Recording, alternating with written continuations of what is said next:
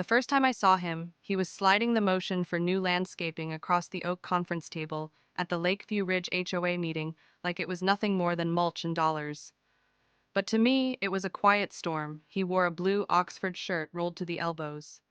Confidence like cologne, and that restrained kind of charm that doesn't announce itself, but hums underneath, like tension in a power line. Seconded, I said, too fast. Our eyes met across the table. Just a flicker, a static charge. If anyone noticed, they didn't say. My name's Lena Marquez, 29, communications chair on the HOA board. I moved into Lakeview Ridge to escape the chaos of my last city apartment. Screaming neighbors, leaking ceilings, no parking. Now, I was in a tidy, tree-lined suburb with rules about mailbox colors and acceptable lawn heights. You'd think that meant peace? You'd be wrong. His name was Elliot Granger, 34, the new board president, a divorced real estate attorney who'd just bought a corner lot in Phase 2. It started with text messages, purely professional. Then after-hours calls to debrief board decisions. Then late-night walks under the street lamps, just outside the camera's view. One night, after a heated board meeting about reallocating funds for the pool renovation, him arguing for delay, me for action, he walked me to my car. "You don't trust me," he said, stepping too close. "I don't trust easy," I said, not stepping away. "But you want to." And then we were kissing, in the dark, under the HOA's own security lights. It was reckless, it was thrilling, and it was absolutely against the board's ethics policy. Every board meeting after that was a performance. I wore neutral lipstick, sat exactly 2 chairs away, never met his eyes for too long. But I felt him. Every breath, every suppressed smile, every careful gesture not to touch my hand when passing notes. The others started to notice tension, though they misread it. Linda Hewitt, the treasurer, leaned into me one night as we packed up. "Be careful with Elliot," she said quietly. "He's ambitious." She had been board president before he was elected by a narrow vote, one she hadn't taken well. She thought I was his political ally. If only she knew the truth. But secrets in a gated community are like weeds under stone. Eventually, they push through. It happened on a Tuesday. The board's group email pinged at 6:13 p.m. Subject: urgent, financial irregularities. An anonymous tipster had attached screenshots of HOA invoices that didn't match the public ledger. Payments for pool repair were going to a vendor named Goldco Property Services, but a quick search showed the company was defunct.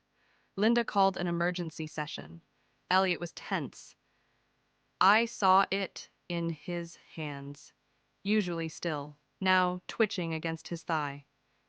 "I'll handle the internal audit," he said. "No," Linda cut in. "It should be someone without a conflict." She looked at me. I nodded, heart hammering.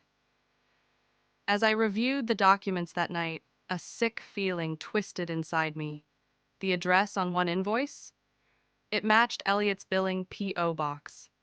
I confronted him behind the tennis courts. No cameras, just cicadas and lies. "Tell me you didn't funnel money." His eyes searched mine. "I didn't. I swear. I set up Goldco before moving here for legal side work. The vendor using that name isn't me. Someone's framing me." Linda? Maybe. She'd kill for that seat back. I wanted to believe him. His hands on my face, his lips on mine. But I was communications chair. If I didn't report this, I could be complicit. Still, I didn't turn him in. I bought him time. 3 days. That's all I gave him. Turns out Linda had an informant, Carla Green, the nosy neighbor from Phase 1 who walked her schnauzer past every house at 6 a.m. like clockwork. She'd seen me and Elliot, one night on my porch, wine in hand, his hand on mine. She told Linda. Linda waited.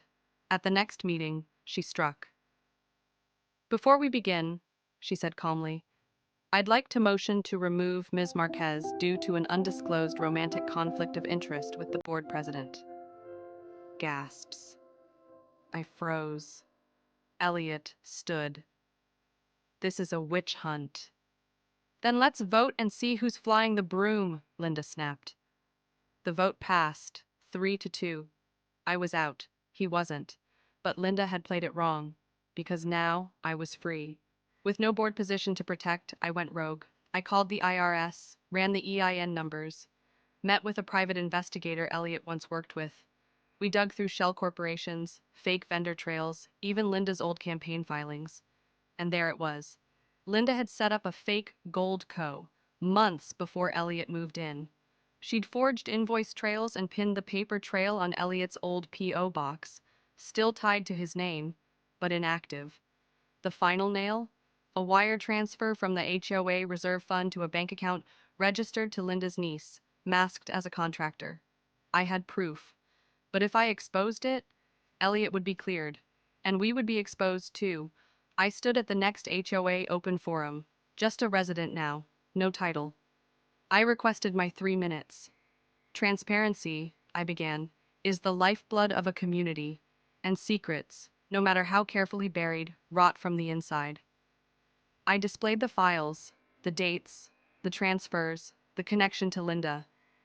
The room fell into chaos. Linda tried to shout over me, calling it fabricated.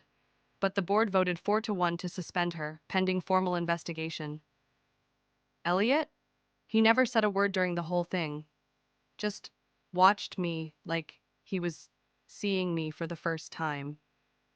Weeks later, the community buzzed with new elections, revised ethics codes, even a vote to install third-party financial oversight. The pool was finally renovated. Elliot met me there one evening, after hours, the chlorine scent heavy in the humid air.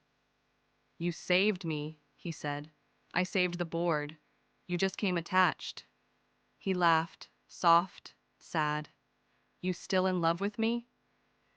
I looked at the blue water, glittering under the lights. "I'm in love with the idea of you, but I'm in love with the truth more." He nodded, and for the first time in months, he didn't try to touch me. I still live in Lakeview Ridge, still walk past the pool, still nod politely to Carla when she passes. Elliot moved out last month. Word is he's starting a firm downtown. And me? I've started telling stories. Not the kind that get buried in minutes and motions. The kind that remind people love is messy, especially when it's secret. Power is dangerous, especially when it's personal. And sometimes, the bravest thing a woman can do is let go, even when it was never supposed to be hers to hold.